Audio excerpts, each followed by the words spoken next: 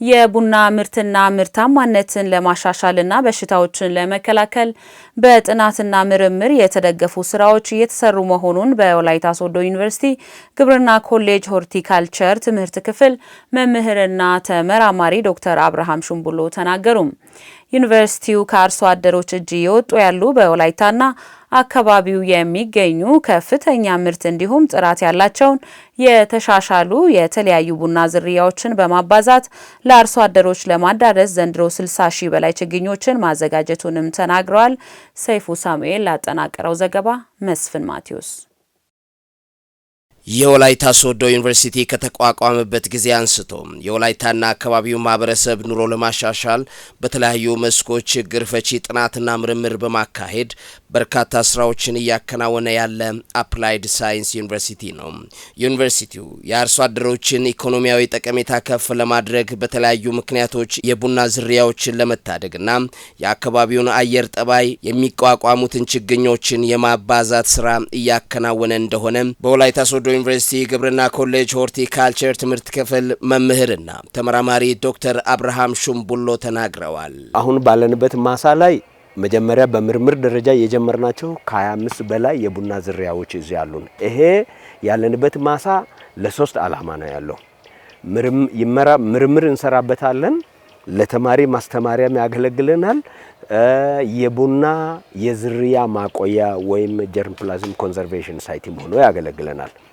ስለዚህ በአካባቢ የተላመዱት ስነ ምህዳሩን የተላመዱ የቡና ዝርያዎች እዚህ ጋር ስላሉ ከነዚህ ዘር እየወሰድን ለአርሶ አደሩም ለምርምርም ቀጣይ ደግሞ እሴት በመጨመር ዙሪያ ለሚሰሩ ስራዎችም ይሄን መነሻ በማድረግ አሁን እየሰራን እንገኛለን። ሁሉም ቡና በሁሉም ቦታ አይተከልም የሚሉት ዶክተር አብርሃም የደጋ ወይና ደጋና ቆላ አየር ጠባይ የሚቋቋሙ ምርታማ የሆኑ ቡና ዝርያዎችን ለመለየት ላለፉት 7 ዓመታት ጥናት በማድረግ ውጤታማነትን አረጋግጠናል ብለዋል። ለኛ አካባቢ እጅግ በጣም ይሄንንም አሁን የሚታዩትን ቡናን ጨምሮ የተለዩት 5 ያህል ዝርያዎች በተለያዩ ስነ ምህዳር አካባቢ የተለዩ የቡና ዝርያዎች አሉ። ይሄን አሁን የፈለው ችግኝ በአብዛኛው ለአርሶ አደሮችና እንዲሁም በግሉም ባለሀብት ላሉት ችግኙን ለመስጠት ነው። አሁን አንተ የምትላቸው እዚህ አካባቢ ይለምዳሉ፣ የተኛውን አካባቢ ይለምዳሉ የሚሉ ዝርያዎች ኦልሬዲ ተለይተዋል። አሁን በእጃችን አሉ። ይሄ ቡና እዚህ አካባቢ ይሆናል ብዬ ዛሬ መናገር ይችላል። በእነዚህ በነበሩ እድሜያት ሙከራውን ጨርሰን የቱ አካባቢ ለጋሌ ላይ ምን ቡና እንደሚበቅል ዛሬ መገመት ይችላል። እንዲህ አካባቢ ባሉት ሶዶ ዙሪያ አካባቢ ላሉት ወይና ደጋማ ለሆኑ አካባቢዎች የተኛ ቡና እንደሚስማማ ይታወቃል። በወላይታ አካባቢ የሚበቅሉ ነባር ቡናዎች ምርት አይሰጡም በሚል የማስወገድ ተግባር እየተለመደ መጥቷል። ይህ የቡና አተካከልና የአያያዝ ችግር እንጂ የወላይታ ቡናዎች በኢትዮጵያ ምርት ድርጅት በጥራት መለኪያ መሰረት በደረጃ 1 ላይ የተፈረጁ ናቸው ሲሉም ተናግረዋል። የወላይታ ቡና የነበሩት አባቶቻችን የሚያውቁ ቡናዎቻችን በኢትዮጵያ ምርት ድርጅት ላይ ቡና ቅምሻ ማዕከል ላይ በተደረገው ጥናት ደረጃ 1 ናቸው። ስለዚህ የራሳችን ጥራት ያለውን የራሳችን ጣዕም ያለውን ቡና ብራንድ አድርገን ወይም እና ምን ልል ይፈልገ ነው በጥራትም ደረጃ በምርታማነትም ደረጃ ይሄ በፍሬ በማምረትም ደረጃ የኛ ቡናም የተጣለ ቡና እንዳይደለ በምርምር ላይ ተረጋግጧል። በጥራትም ደረጃ ስለዚህ የኛን ስፔሻል ብራንድ ይዘን ወደ ዓለም ገበያ ለመስራት ከኢትዮጵያ ቡናና ሻይ ባለስልጣናትም ጋራ ሰርተናል። ብዙ ስራዎችን እየሰራን ነው። ቀጣይ ዓለም ገበያ ላይ አሁን ሰተት ብሎ ይገባል። በፊት ሲዳማ ሲ ተብሎ የሚገባው ማለት ነው። ከአዋዳ ግብርና ማዕከል ጅማ ምርምር ማዕከልን ጨምሮ ከተለያዩ ተቋማት ጋር በመተጋገዝ ከፍተኛ ምርትና እንዲሁም ጥራት ያላቸውን የተሻሻሉ የተለያዩ ቡና ዝርያዎችን በማባዛት ለአርሶ አደሮች ለማዳረስ ዘንድሮ ከ60 ሺህ በላይ ችግኞች መዘጋጀታቸውንም ተናግረዋል። ዘንድሮ ትንሽ ከበጀትና ከስራ ውጥረት አንጻር 60 ሺህ ያህል ችግኝ ብቻ ነው ያለን። 60 ሺህ ችግኝ እኔና ከኔ ጋር አብሮ የሚሰሩ 4 ሰዎች ለአርሶ አደር አድርሰን ምንወጣው ነገር አይደለም። ምንድነው የምናስበው? ወረዳ ባለሙያዎችን እናካትታለን። አርሶ አደሮች ላይ ስልጠና እንሰጣለን። ወረዳ ባለሙያዎች በተዋረ ደግሞ በቀበሌ ላይ ያሉ የልማት ሰራተኞች አሉን። በተለይ የሰብል ልማት ሰራተኞች ለዚሁ ትልቅ ይገዛ ናቸውና እነሱን ይዘን ስልጠና ሰጥተን ችግኞቹን ዝም ብለን አንሰጥም። መጀመሪያ አርሶ አደሩ ዝግጅቱ ታይቶ ነው የሚሰጠው። ማን መቼ ምን ያህል የተኛው ዝርያ ወስዷል የሚለው ሁሉ ተለይቶ ነው የሚሰጣቸው። ነገ ያ ቡና እየደረሰ ብለን ዱካውን ለመከታተልን በሚያመች መልኩ ከዚህ በፊት በወላይታ አካባቢ ከፍተኛ ምርት የሚሰጡ የቡና ዝርያዎች ከጊዜ ወዲህ ምርቱን የመቀነሱ ጉዳይ የቡናውን ጸባይ ያለመረዳትና በእንክብካቤ ያለመያዝ ጉዳይ መሆኑን ጠቅሰው አርሶ አደሮች ለተሻለ ምርት ቡናን በአግባቡ መያዝ እንዳለባቸው አሳስበዋል። በኢትዮጵያ በእንስሳትና አሳ ሀብት ባሉ እምቅ የኢንቨስትመንት አማራጮች የግል ባለሀብቱ በስፋት በመሰማራቱ ተጠቃሚ መሆን እንደሚችል የግብርና ሚኒስቴር ገለጸም።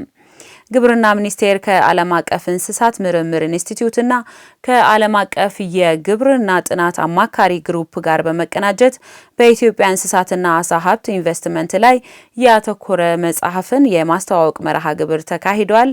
ለኢዜአ ዘገባ ሂዱት የምሩ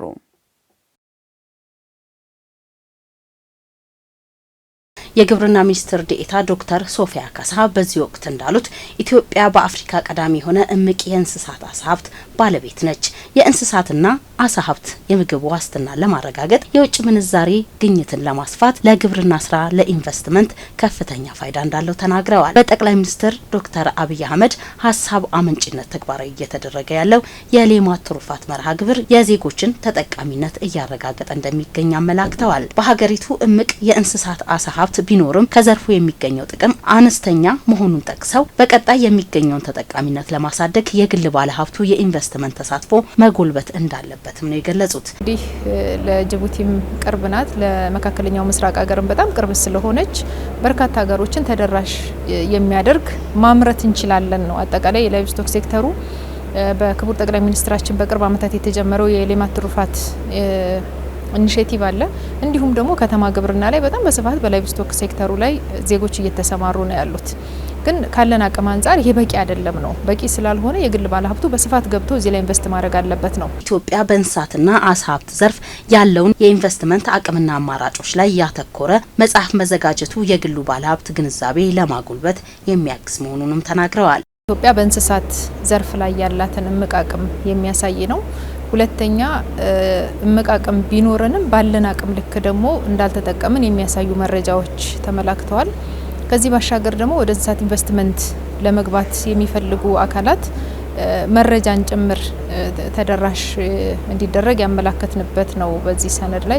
በግብርና ሚኒስቴር የእንስሳት አሳ ኢንቨስትመንት ምርት ግብይት ዴስክ ኃላፊ ከድር ሉባንጎ በበኩላቸው መጽሐፉ ኢትዮጵያ በመኖ ምርት፣ በማር፣ በአሳ እና በተለያዩ እንስሳት ሀብቶች ያላትን ጸጋዎች በሙሉ ያካተተ ነው ብለዋል።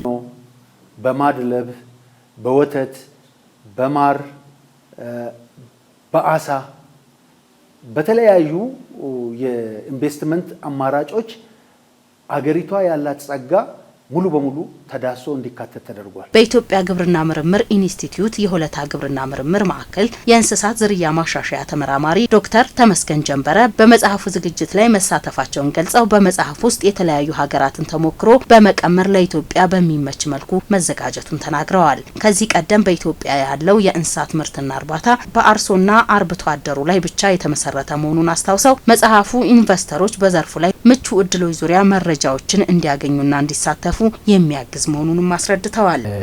አርሶ አደር ቤዝድ ነው ወይ ደግሞ አርሶ አደርን መሰረት ያደረገ የእንስሳት ምርት ማቅረብ ነው። እስካሁን ኢንቨስትመንትን መሰረት ያደረገ ለአገርም ለማህበረሰቡም የተሰራ ስራ አልነበረም። ስለዚህ ይሄ የኢንቨስትመንት ሃንድቡክ መዘጋጀቱ ኢንቨስተሮች በተለይ በእንስሳት ዘርፉና በእንስሳትና በአሳ ዘርፍ ላይ ምን አይነት ሀሳቦች ላይ ኢንቨስት ማድረግ ይችላሉ የሚለውን ሀሳብ ፍንጭ ይሰጣሉ ማለት ነው። የኢትዮጵያ ስጋ አምራችና ላኪዎች ማህበር ፕሬዝዳንት ከሊፋ ሁሴን በበኩላቸው የማህበሩ አባላቶች ስጋን ወደ ውጭ በመላክ ሀገሪቱ ከስጋ ምርት ማግኘት የሚገባትን የውጭ ምንዛሬ እንድታገኝ እየሰሩ መሆናቸውን ተናግረዋል። ባከቱት ኢንቨስትመንት አማራጮች መካከል በተለይ የእንስሳት እርባታው ላይ እንደ ማህበር እንደ ግል ሴክተርም ለመግባት ፍላጎትም አለ። የተጀመሩ እንቅስቃሴዎችም በዚህ ረገድ አሉ ማለት ነው። ሆኖም ግን አልፎ አልፎ እንስሳት አቅርቦት ችግር መኖሩን ጠቅሰው አሁን የተዘጋጀው መጽሐፍ በዘርፉ ያሉትን ክፍተቶች በመፍታት ረገድ አስተዋጽኦ ይኖረዋል ብለዋል። እንደ ግልም ሆነ እንደ ማህበር በእንስሳት እርባታ ዘርፍ ለመሰማራት ማቀዳቸውንም ጠቁመዋል። ዘገባው የኢትዮጵያ ዜና አገልግሎት ነው።